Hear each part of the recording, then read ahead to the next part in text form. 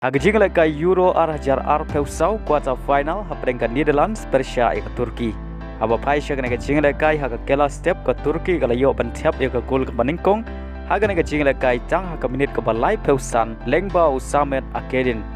Bad Ïaka bol lai rapen bu do gular.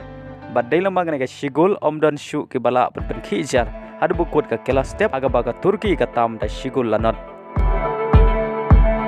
Haba phai pat sya ka kela mit ka jingle kai ka long mare khai Henry day ha ka minit ka ba nyau peu u Stefan leyo ban tap ya ka gol pen ya khai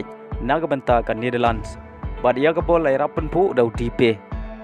batang hadin rew minit kata ha ka minit ka ba nyau pen rew ka Netherlands ka layo bang ban tap ya ka gol pen tam Lyngba ka un gol jong ka Turki ka bala bakla ban tap hi dau defense jong ka umuldor bad dai lamang ka un gol kirang elek kai jong ka Turki ki klemla asyu ban sikuliang ada bukut ka kendai peu minit bat nyau minit ka additional time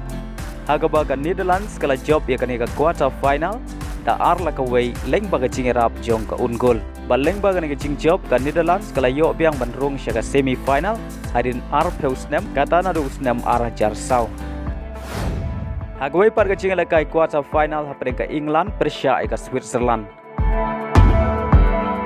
Haba pai sya ka jingla kai ka long maria khai ha ka baro artli kenhun ki klemla ban pen khijar ha ka kela step wala kila persyang ka to ka ne ban yo pen khijar Henry ki klemla ban pen urlong adu bukot ka sau peusan minit haba pai pat sya ka kela mit ka jingla kai ka ne kumju Henry day ha ka minit ka nyau peusan ka Switzerland kala yo ban tap ya ka gol pentam Lyngba bril embolo Henry tang hadin san minit kata ka minit ke ba prapeu ka England kala yo ban tap ya ka gol pen ya khai Lyngba Saka bad Ïaka bol lai rapen pu do rice bad dai lama ka gol la penlong ya baro artli kenhun bakin ya khai adu bukot ka kendai peu minit ba lai minit ka additional time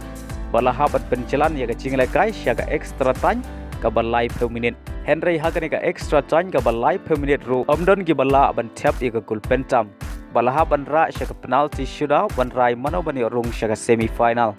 badai ha ka penalty shootout ka England kala khor ka nam job hadin bagalala ban prelim ya ka Switzerland da san lalai Lyngba ka jing job ka England kala yo biang ban Rung sya ka semi final jong ka Euro Championship